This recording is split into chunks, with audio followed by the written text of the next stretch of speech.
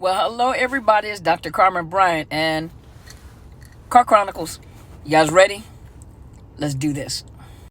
So my last two videos we were talking about codependency after the abusive situationship and codependency. So this is going to be codependency.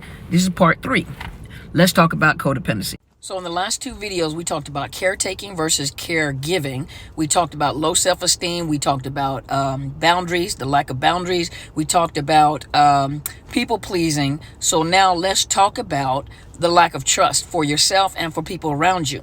And on top of that, and these are just signs to pay attention to give you an indicate. It indicates whether or not you are codependent. And some people are codependent, don't realize they're codependent, but you have a hard time making decisions. And not only do you have a hard time making decisions, it's almost like your compass is off. You don't trust yourself. And that's the whole thing. You don't trust yourself to make decisions.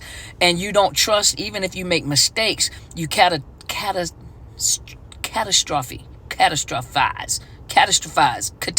there we go, catastrophize everything. You catastrophize everything. That came out right. But you take something that could have been simple, where you could have made a decision, and it becomes a big anthill. And so now you start trusting people that are untrustworthy. You start asking people to make decisions that on the inside of your shanana that this individual does not have life together themselves. But you want them to make the decision because you're afraid to make the decision for yourself. So you much rather put the responsibility on somebody else so that if the decision doesn't go right, you can blame them and not blame yourself. Because if you make a bad decision and then you have to look at yourself for making the bad decision, it plays into that role is, I'm not worthy, I can't do anything right, things that have been told to you in the first place. Let's talk about control. A lot of people that are codependent feel out of control, because they're people pleasers. They do everything that everybody wants them to do, so they're totally out of control. So in their mind, the only way that they think that they can have control is to control their environment and everything that's within that environment. They try to control people through guilt, through manipulation. Unsolicited advice. Some people give unsolicited advice and then get upset when people get frustrated with you and tell you, I didn't ask for your advice. And then you get upset. I'm just trying to help you. I didn't ask for your help. And they get frustrated because really they want control. And then you get upset at the fact that the people around you get upset when they put up their boundaries and tell you, stay out of my lane, stay out of my business. And then you're upset. I'm just trying to help you, because how are you going to help somebody and you out of control? How are you going to advise somebody when you don't take your own advice, or you can't take advice? Another problem that you run into is problem with authority. You can't handle authority. All right, this is Carmen Bryant, Car Chronicles, and we're talking about after abusive situationships, codependency, part 4. Ready? Let's do it. So let's talk about the problems with authority, people in authority. So many of you know that you come from, and make sure you go watch the first 1, 2, and 3 parts 1, 2, and 3 in codependency, so you can keep up with the dialogue.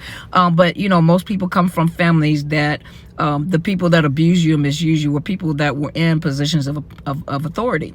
And so as you get older, you come from different backgrounds. You have different type of parenting styles that results in different types of attachment styles for children. And you grow up not realizing the type of attachment style you have. And some of that is codependency. Codependent, people pleasing, it comes from your foundation. And so people that are codependent have issues, sometimes a lot of times have issues with people that are in positions of authority. And the reason being is because authority can be confused with power and control.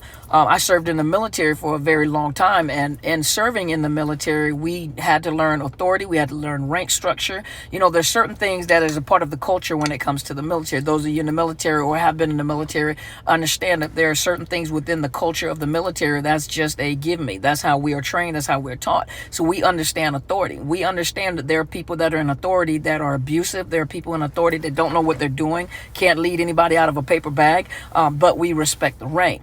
Now we're not going to let you just have us do anything illegal, but we respect the rank and the position that you hold, even if you don't like the person. Well, people that have problems with codependency, they have a problem with anybody in positions of authority, and they can't, it takes time to be able to learn or unlearn that everybody is not abusive. And on top of that, how to respect a rank or how to respect a position versus, having to respect a person, because you may not respect the person.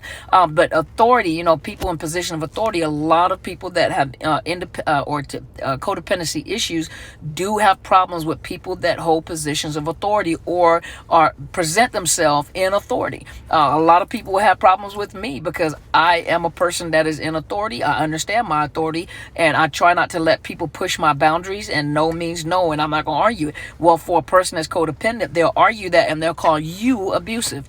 Same thing narcissists do. They'll call you abusive because you won't allow them to manipulate. Remember the last video? Manipulate you into doing something that they want you to do. So now they're uncomfortable and you're the abusive person and you're just exercising your authority.